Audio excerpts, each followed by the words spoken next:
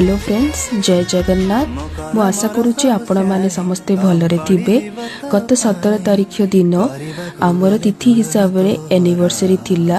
Coincidentally अपांकर और भाईंकर भी anniversary थिला, तो सेति पई घरे गोटे छोटो पूजा आ गोटे सेलिब्रेशन भी मध्य होइथिला। तो आसंतु देखिबा आमे किपरि सेलिब्रेट करिलु।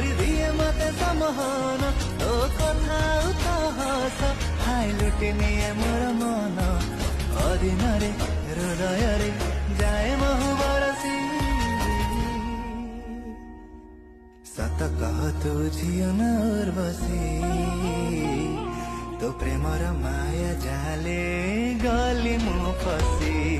सत कह तू